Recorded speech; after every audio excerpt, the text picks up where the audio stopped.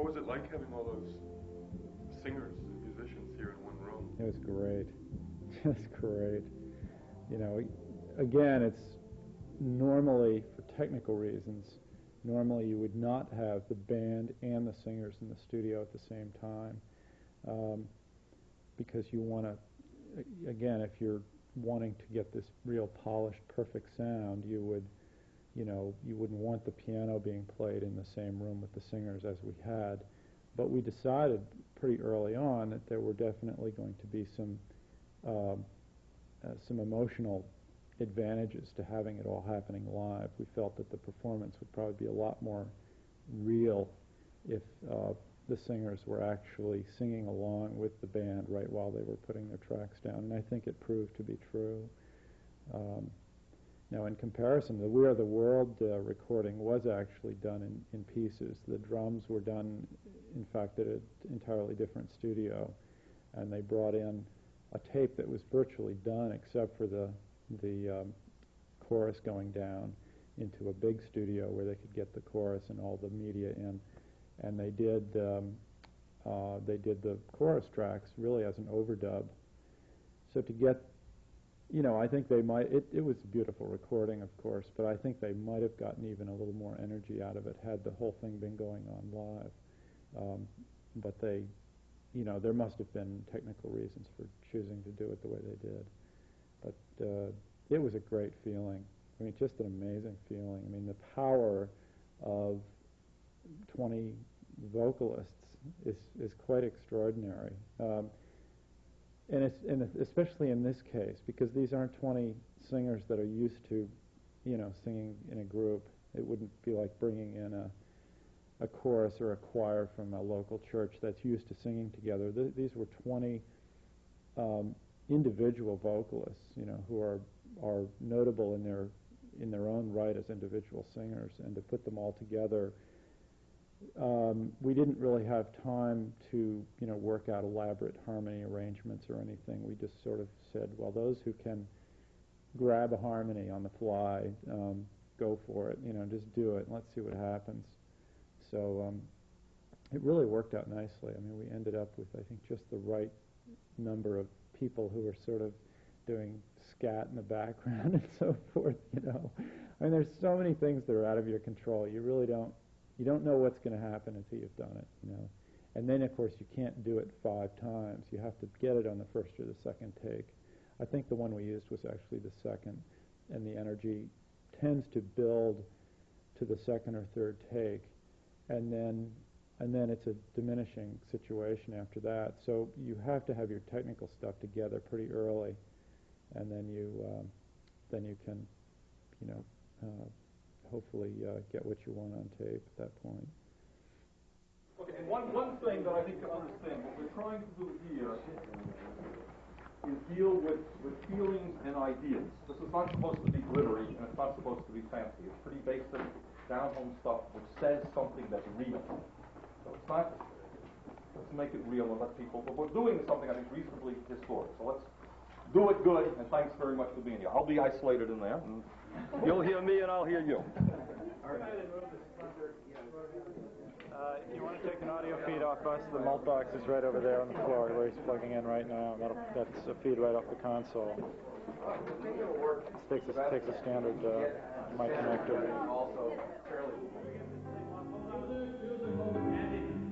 We'll get this thing so we have a sense of where the melody is, and then just get that, you know, Joanne, anybody else who wants to get those things just, you know, in chorus. This should be loose and undisciplined. Let's hear it. Freedom, that's what it's about. I would like to hear I need very in my grade. With a sharp there. I want to hear that. Let's try one. Is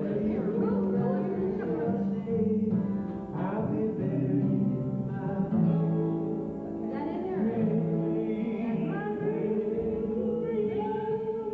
What's the chord?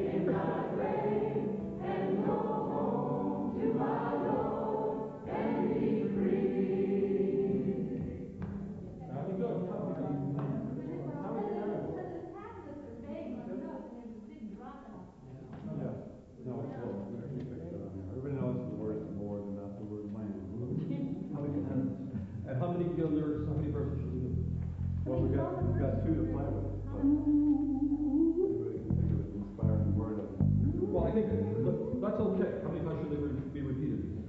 We'll just try it out with the band, see what happens. Maybe 5 or 6. Is it gonna be another 11 minutes? No, I don't know. Is there a monologue that precedes this? Yeah, there is. Okay. In fact, if you guys want to hear it. Yeah. I twist my arm out. Are you gonna end it just like NB3, NB? Are you gonna have a retard at the end? Are you just?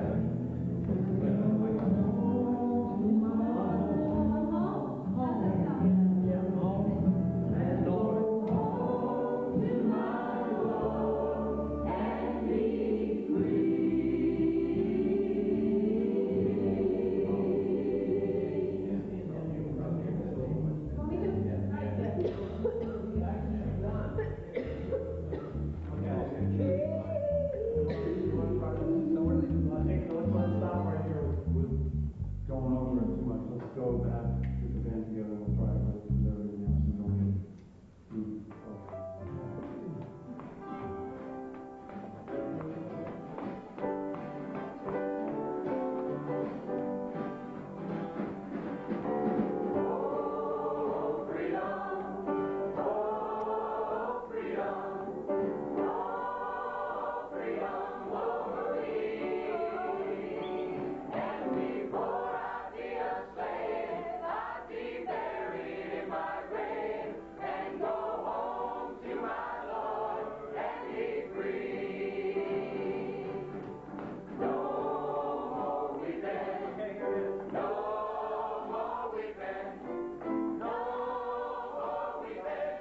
Of the many aspects of this thing which are very exciting, I think not the least of it is that we've assembled in one room many of the best musicians in the state of Vermont, and that in itself, to me, is one of the important products of this whole project.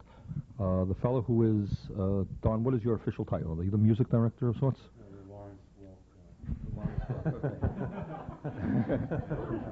The bubble machine broke, but we're dealing with that now. Don, what's your feeling about the project? When Todd initially came up to me, he stopped me on Pine Street one morning and said, I want to talk to you about doing something later on this summer or whenever it was. And he said, I want to do a record with Bernie. And I said, okay, just let me know when and we'll do it. And then later on I got a tape from him of Mark Greenberg put together a tape of the tunes that you asked for. And then I sat and listened to him in the car a bunch and kept listening to him. Got to know him. I mean, I knew most of them. There were a couple I wasn't real familiar with. And then Mark Ransom, Jeff Salisbury, and I came in here and did a rough of the tunes, trying to get the feels that we're going to use over the past 2 days. And then we waited for you to get freed up. This is hard work. We were here at 1 o'clock in the morning. We were here. Start. Is that, You started 2 o'clock in the Yeah, you were, 1:32 in the afternoon. Yeah, and then we got here. We were here at 2 again today too. We were here at 2 today and going. All right, let me ask everybody while you're here. Well, we have, half the musicians in the state of Vermont assembled in one room. Let me ask you guys a question, and you tell me if you think I'm paranoid or not. I think that there is an extraordinary amount of self-censorship, in a sense, which goes on among serious writers and serious musicians, in the sense that it's not that you produce something that's rejected, but you don't even write it because you know it's not going to be done. All right, who wants to talk to that? You're absolutely right. I mean, Take the mic. well, I'm sure other people. Okay, well, yeah. What happens is that if you want to stay viable as a commercial entity, you don't do stuff that you don't think will, if it won't sell, you don't touch it. And therefore, you do write what you think is going to work, what people will listen to. But then again, your audience sometimes, they're funny too. They don't necessarily want to hear what's right. They just want to hear what they want to hear. So you get caught in a bind. Am I right in thinking, what gets me excited about this project, what I love about music, and I have to tell you, I'm not a musician, believe me, as I'm sure you've heard, is when music or poetry comes from people. It doesn't matter whether it's good or bad. When you see kids, we go into the schools and we see kids writing their feelings and their perception of the world, I think almost by definition that's good. And it seems to me that we have very, very little of that goes on in the mass media today. Basically, it's canned. There's a mechanism, there's a style, there's an approach, and you fill in the blanks. They've already determined what's going to be in it. What astounds me is if you look at the world, just at the problem, some of the songs, with the content of the songs that we're dealing with today.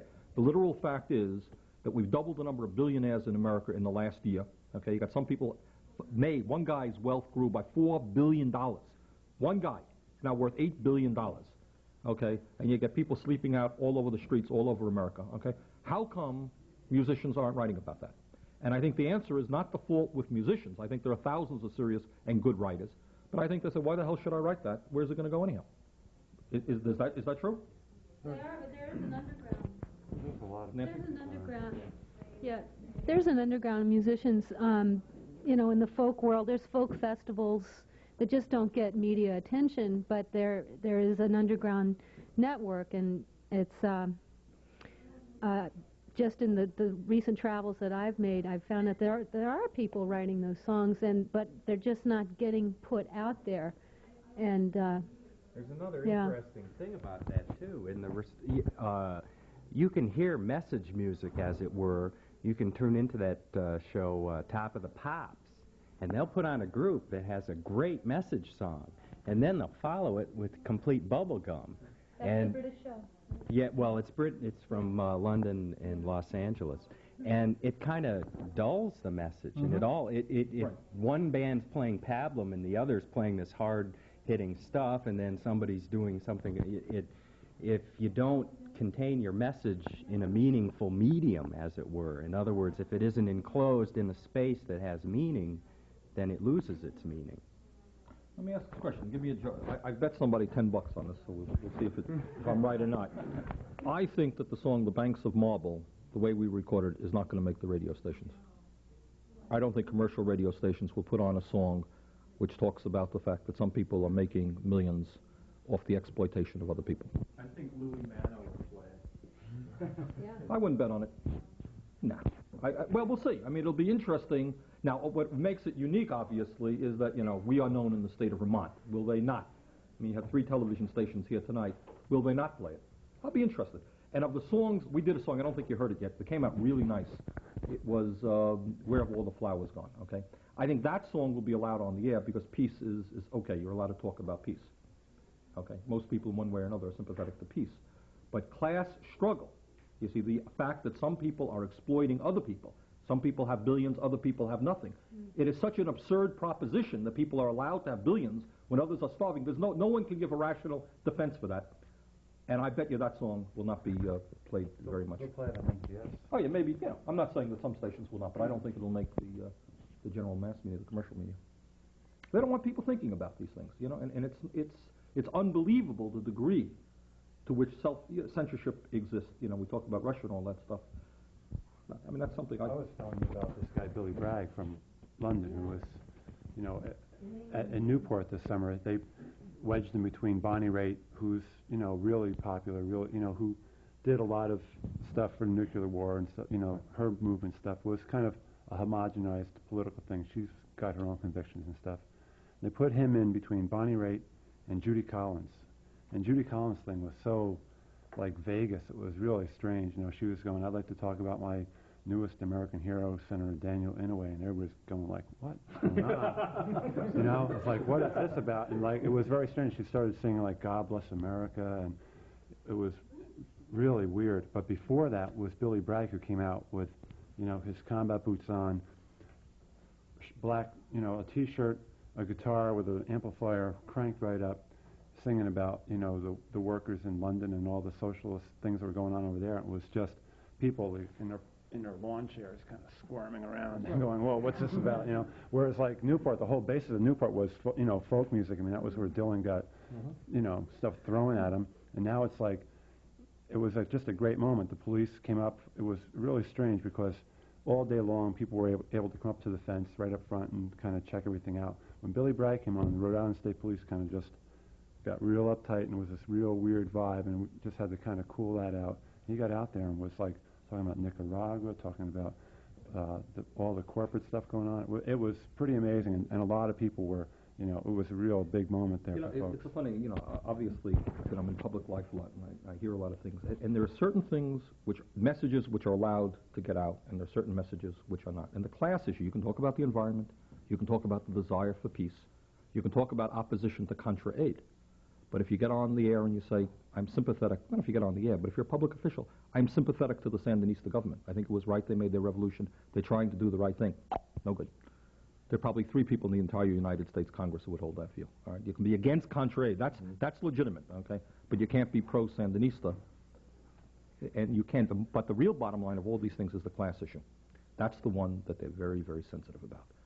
Wealth and power, who controls the world, who owns the world. There was an interesting article. Of course, it doesn't make the mass media either. It was a study that came out that shows 0.5% of the American population now owns 45% of the wealth. 10% own 83% of the wealth. Now, you're not going to hear that talked about. What it means, after all is said and done, a few got it all. They own every goddamn thing. The media is becoming tighter and tighter. Gannett owns now 91 daily newspapers. Okay? Okay, they own cable television. You know, and those issues you're basically not allowed to talk about. Now and then they'll put it on, but basically those are themes that they don't really want to hear about.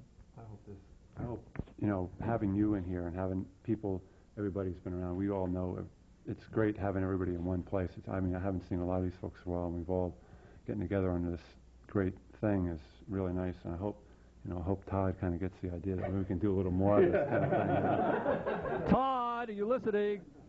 But, you know, I mean, you can put any, like, 3 or 4 or 5 of these people together in one room and come up with a great piece of music. You know, it just takes a while for that to sink in, and it'd be a great thing to happen. You know, without trying to be, what's the word, maudlin about this or overly sentimental, if out of this night comes the confidence on all of our parts, more in yours than in mine, that you can do serious thing, that you can, you know, whatever it is, your own feelings, and you can fight to get it out, that we can, you know, your music can get out the way you want it to, rather than shaping your music to fit other people's desires, you know, to the degree that this does anything in bringing that about. I think that would be fantastic. And the fact, you know, as Don mentioned, the fact that we brought so many, you know, Christ, I don't know that we've ever had so many good Vermont musicians in one room at one time, and that in itself is fantastic. So, who knows, maybe, I don't know. We'll get you a gig at Nectar. Yeah, right.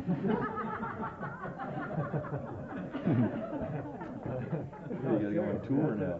It's narrowed down to just about that. You know, I mean, to work in the state, I mean, just I haven't played out, you know, like tried to support myself by playing out for a while now. But I know from Danny and Mark and Joanne and, you know, Mike. I mean, everybody in this room is everybody here is still, you know, knocking their head trying to get a gig around here. I mean, it's really narrowed down. When the mud season comes, there's no work.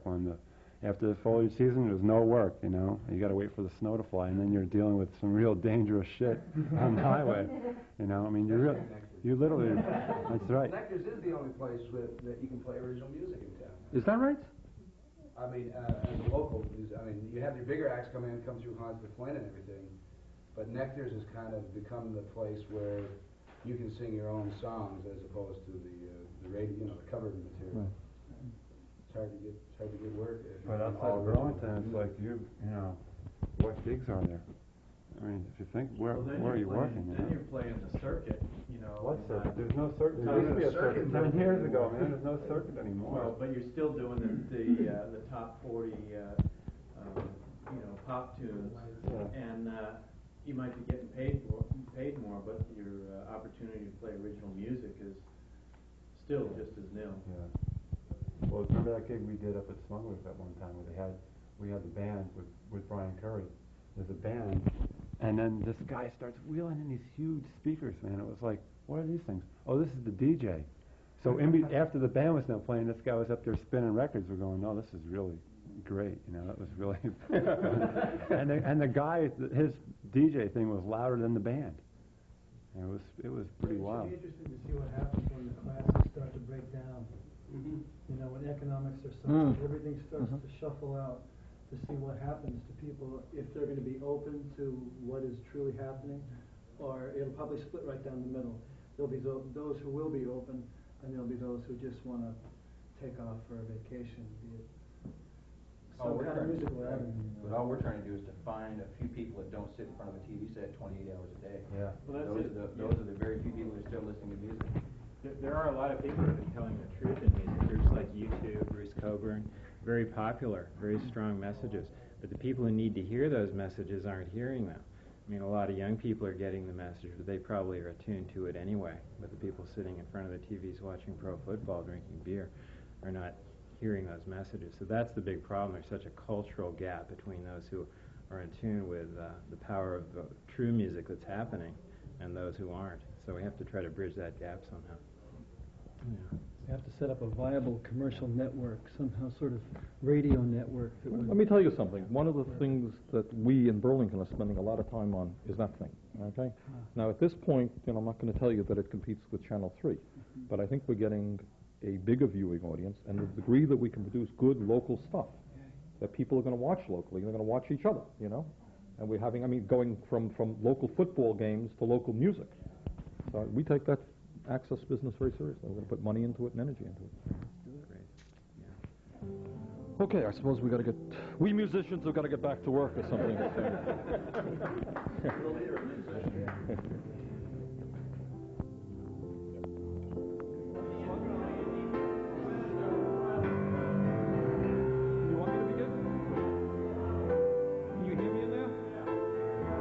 There's something about this project that I think has to be said, and that's that when you put out a project that has a purpose that's bigger than just promoting the personalities involved in it, when you put out something that has a message going out to the world about these issues that Bernie's concerned about, and he has, presented them in a way that I think has certainly reached all the people involved in the project who maybe some of them perhaps hadn't connected their medium of music to some of these issues.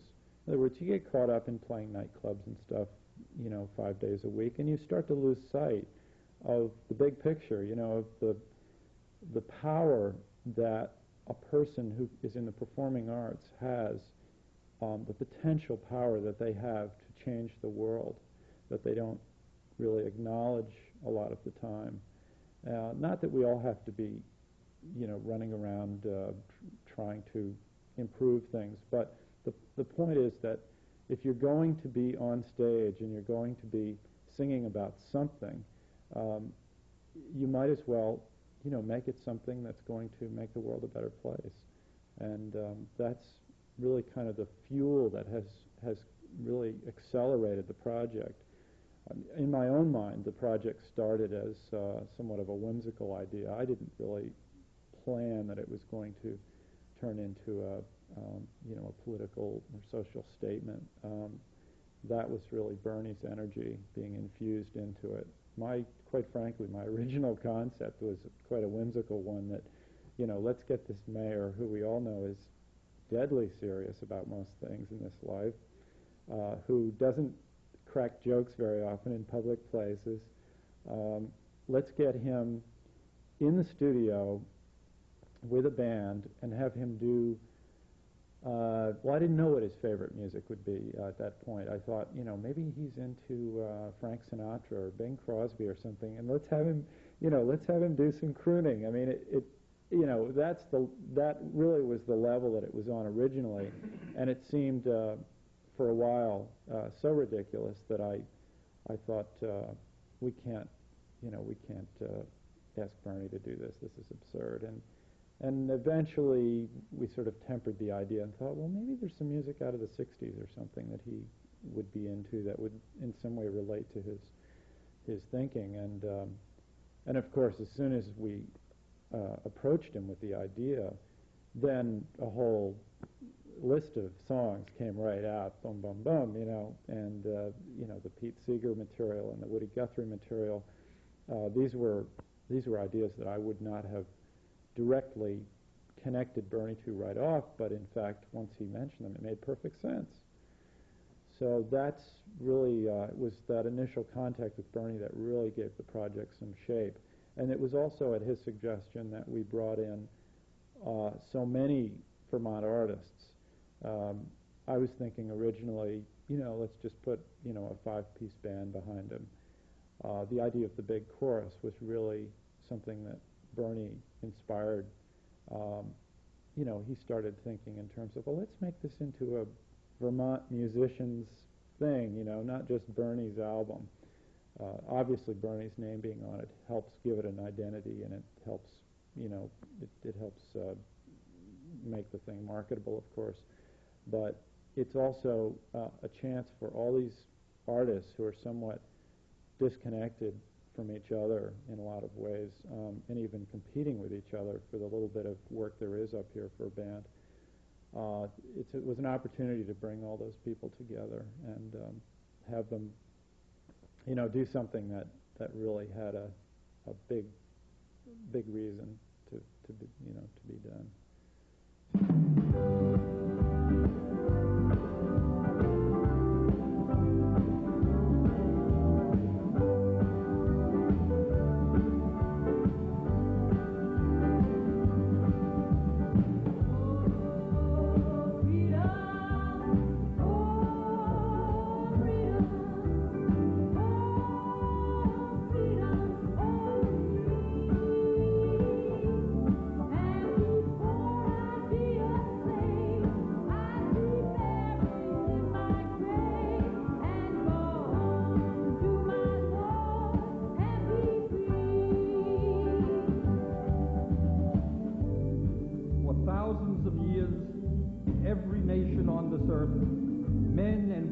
Put their lives on the line, believing that freedom and human dignity were often more important than life itself.